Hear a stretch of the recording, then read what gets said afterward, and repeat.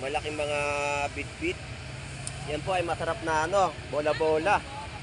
Kakayo rin lang po, mga bit-bit na ganyang kalalaki, sariwang sariwa po yan. Kuya Romy, magkano yung presyo ng mga tilapia? Magkano? 130 na kilo ng mga tilapiang Batangas. May 100 pesos at 80 pesos na kilo at mga dulong sa halagang 120 na kilo. May bakit nandito kayo dito sa baba? Ay, anak niyo naman po nakapwesto, kaya pala. Mas magaling magkahiwalay para At ito po yung surahan na masarap kinihaw. 120 na per kilo, mga isdang surahan. Bukuli po natin ay 150 per kilo. 200 pesos na kilo. Pang-swimming yan. Pang-swimming, pang-out. Pang inihaw, Pang gata. Magkano na kilo ngayon dito? 300.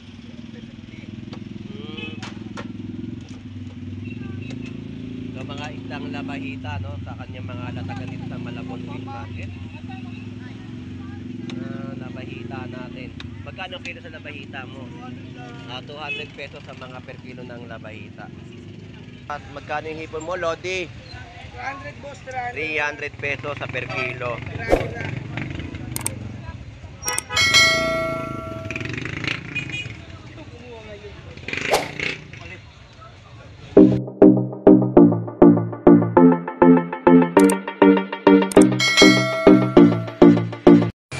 Alright, isang magandang umaga sa ating lahat. Tayo po ay nandito pong muli at nagbabalik sa bayan po ng Malabon Fish Market para sa panibagong update ng kanilang mga latagan.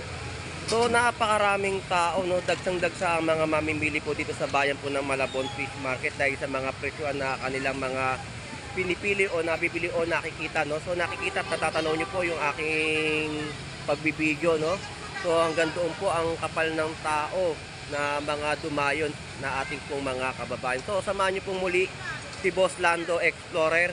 So tara, let's go.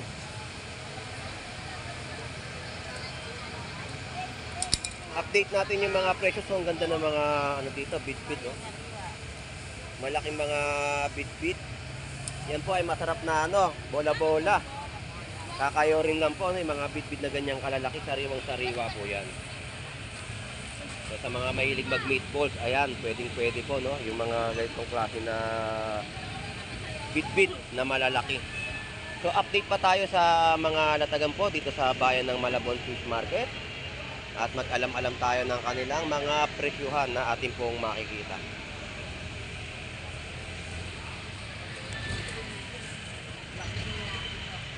Hipon. 300 ang kilo. Ayun, so 300 pesos na kilo. Yung mga tawilis po natin din ay tinutumpok po sa halagang 50 pesos, Tawilis.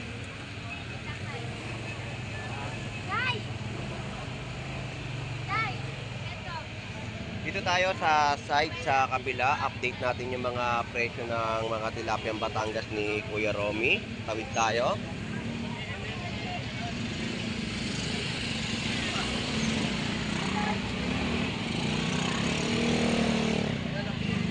So magandang mga tilapiang Batangas ni Kuya Romy at wala siyang mga latag dito na mga bangus na dagupan, wala. Kuya Romy, magkano yung presyo ng mga tilapia? Magkano? 130 na kilo ng mga tilapiang Batangas. 190. So shout out sa iyo, Kuya Romy. Ang galing mong mag-walking, Bawal pala yung ganun, Yung naglalakad siya, kailangan pala pogi. Pag hindi hindi tatanggapin sa walang yung talent na wala Nakita ko naglakad nag-model kaya lang di pumasa. Di pumasa sa talent. Tatawagan ka na lang, Kuya Romy, at bawi ka na lang sa susunod. So shout out sa iyo, Kuya Romy, pa-support po natin si Jam Apparel, ang kanyang account sa Facebook. Pa-support po natin. Ayun, may mga siya, mga masugid na taga-subaybay ng kanyang pagbablog dito sa Malabon Fish Market. So shout out sa inyo mag-ama. Salamat po. Good morning. O yan, may pag bumili daw po kayo, may discount 20 pesos. Ayun, vlogger. Pag vlogger, may discount 20 pesos. Ayun, sabi ni nanay ha.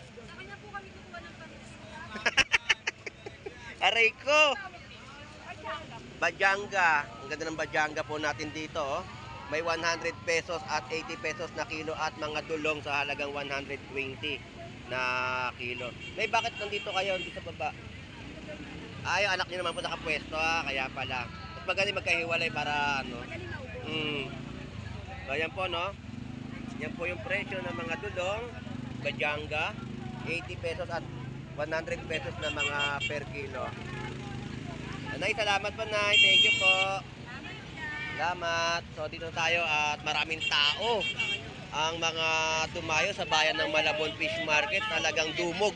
Dinumog itong bayan ng Malabon.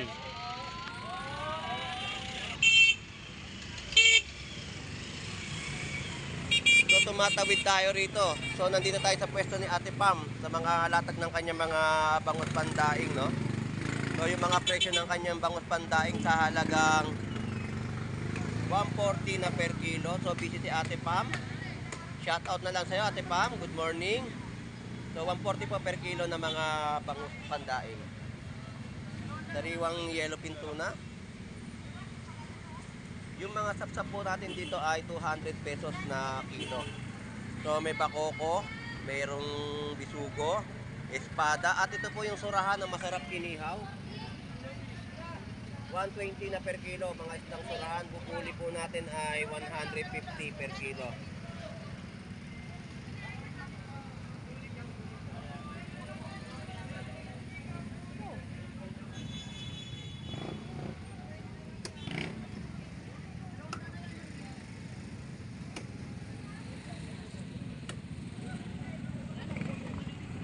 Dito po yung mga tuna po natin sa per kilo ay 200 pesos. Magandang tuna. Buuan ng bili. Ayun, buuan po, no? Mga tuna. 200 pesos na kilo. Pang swimming yan. Pang swimming, pang out. Pang inihaw, no? Pang gata. So, yan po yung mga bluefin tuna na latag po dito sa Malabon Fish Market. 200 pesos na per kilo. Salamat! Dito kayo na pwesto, hindi sa bungad. Kaya pala. Okay, ano ba yun dyan? Ito na kami So, ito yung tumpok na bentahan ni nanay, yung tilapiyang arroyo. 50 lang yan, masarap Ayan, yan. mga latag po dito. Tapos mga isdang chabeta sa halagang 100 pesos na tumpok. Arroyo pa rin na tilapia, may 100 pesos, madami na, at 50 pesos sa kanilang mga latagan. Ayan po yung tilapia. Tilapia ang arroyo. At may tamban din po dito si nanay, no? Ayan, 50 pesos at mga isdang dilat. Yan po yung mga latag po dito ng mga 50 pesos na tumpukan.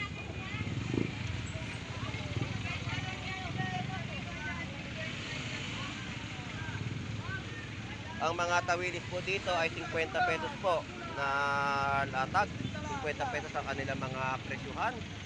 So, dumagsa dito yung mga nakikita nating yellowfin, no? O mga tuna na bluefin tuna.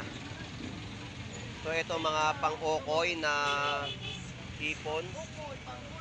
Mga panggulay po yan, 200 pesos na kilo. At may tumpukan din po sa halagang 50 pesos. Yan ay masarap halabos, no? Halabos.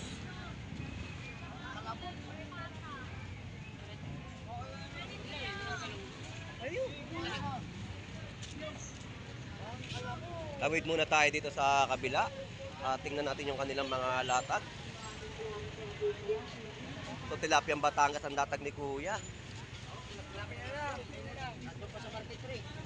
Ngayon pa lang tumugpa, mango. Magkano kilo, Kuya? Ayan po yung presyo, 130. No? Yan po yung mga presyo ng mga tilapiyang Batangas na inyo pong mapipili o mabibili. Kuya, salamat po. Thank you, thank you.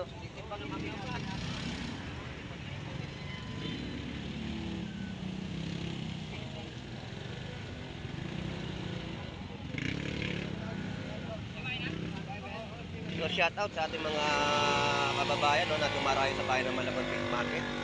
So ito na lang yung natag ni Kuya Warren. Kuya Warren tumugpa, kumuha pa ng isda sa Market 3. So ito yung mga laman, latag ng mga isdang bato. Kaya pala ubos dahil umango sa Market 3. Aga pa. Oo. Thank you, thank you. So halos lahat yung ibang mga vendor ay nandun pa sa kanilang mga hanguan ng isda, no? Mga labahita.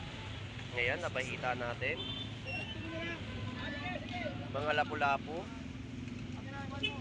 Shout out, Boss Aris. Good morning sa iyo. Huwag pa ubos sa mga ano mo, isdang bato. Magkano na kilo ngayon dito? 300.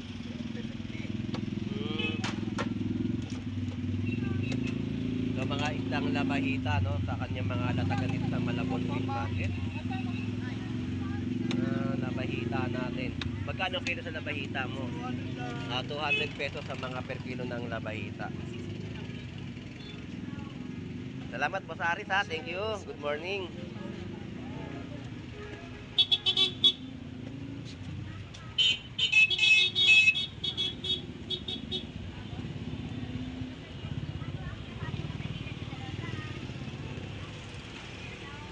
Nanay Noemi mo order pa ng ano ng Avon. Magkano po yung presyo ng tilapiyang Batangas niyo po? 140 po sa per kilo ng mga tilapiyang Batangas. Bubuli 160. 160. Yan po yung mga presyo, bitilya at mga limasag, no? So Nanay Noemi, salamat po sa mga update natin sa mga presyo. Order po muna kayo ng Avon. Salamat po. So tawid tayo dito sa kabilang side at alamin natin yung kanilang mga presyo pa no sa kanilang mga latagan. So ang daming tao.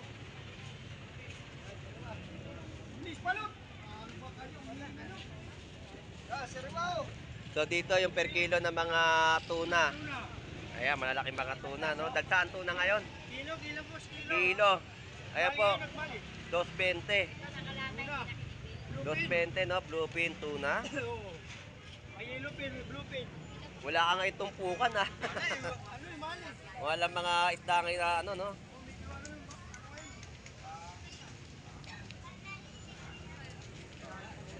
Bossing, thank you. Thank you boss. Latag, puro nakita ko mga tilapiyang arroyo. Walang mapakyaw. Kaya mga tuna naman ngayon. Oo, tuna. Wala na rin yung pawala na rin yung mga tuna na yellowfin tsaka yung pambakol. Yung mga gulyasan, no? Bossing, thank you. December kasi, thank you. Oo.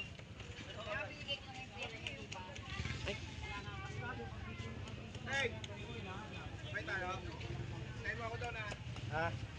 Sige.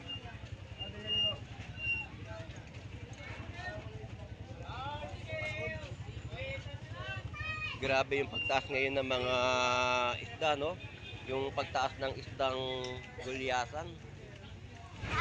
So 120 sa mga per kilo dito ng mga tilapiyang Batangas. Ay yung mga ano,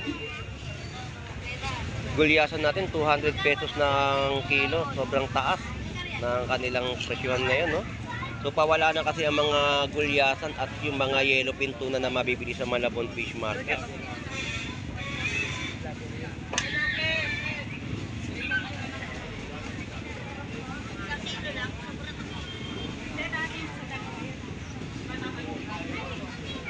So dagsayang mga kababayan natin no, na namimili sa bayan ng Malabon Fish Market.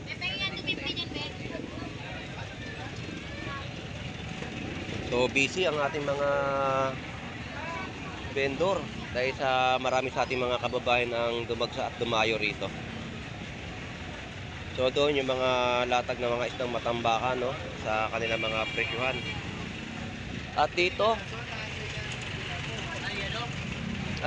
yung mga yellowfin tuna ay 200 pesos na kilo.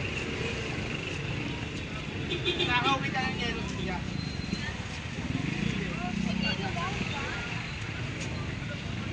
So 150 sa mga balat na ating pong nai-update at nakikita dito, no? Yan po yung presyo. 150 per kilo. At magkano yung hipon mo, Lodi? 200 boss, 300. 300 pesos sa per kilo. Tira-tira.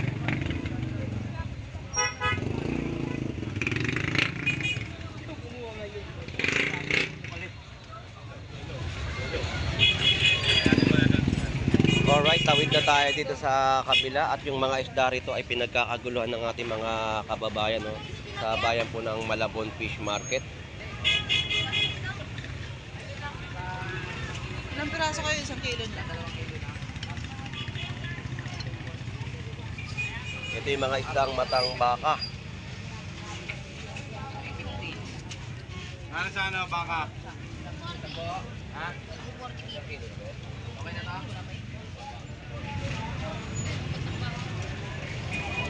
So yung presyo ng isdang matang baka ay sa halagang 240 na per kilo. So dito tayo sa Lodi natin, matanong kung magkano yung ano. Lapitan na natin.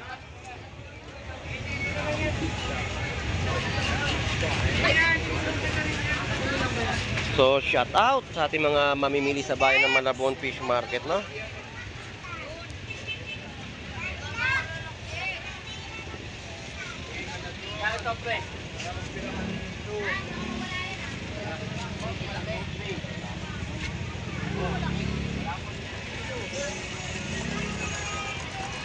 Hello, good morning po. Ito yung mga latag nilang gulay. Ayan, mga 20 pesos sa mga balot-balot na naka-plastic. Magkano pa presyo ng luya? 200 na. Tumaas ang presyo ngayon ng luya, 200 pesos na ang kilo. So may 10 pesos din po ng mga okra at mga ampalaya na tinumpok, 50 pesos. Salamat po. So yung mga latag nila na mga presyo ay 20 pesos, no? Meron din pong 50 pesos sa kanilang mga latag. Ito, mga upo, ampalaya, mga lettuce.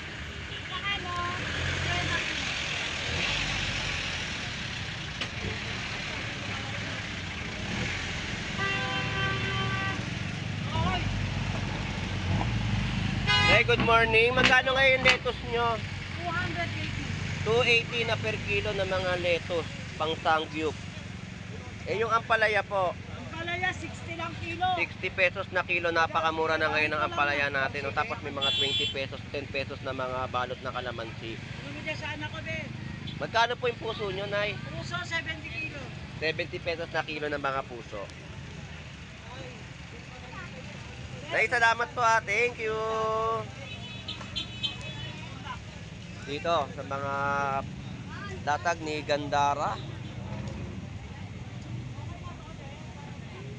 So marami din sa kanila ang mga namimili ng gulay.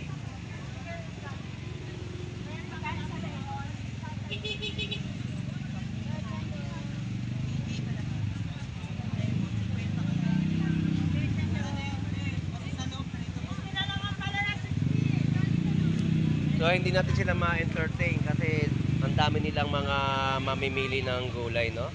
So kailangan makalapit tayo at para ma-update natin yung mga presyo ng kanilang latag. So yung mga, wala pa rin pagbabago yung mga latagan nila dito, yung mga presyo ng mga Oy, boss lag. Shout out, good morning. Shoutout sa mga suki natin. Yun, shout out.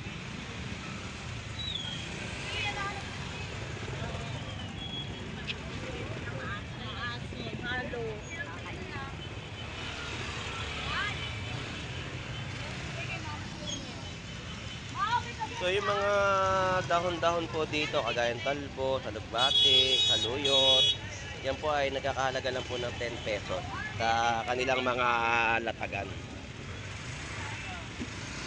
So busy si Gandara, hindi natin maistorbo. So shoutout na sa inyo mag-asawa. Good morning ha. Salamat. Shoutout sa mga suki ninyo.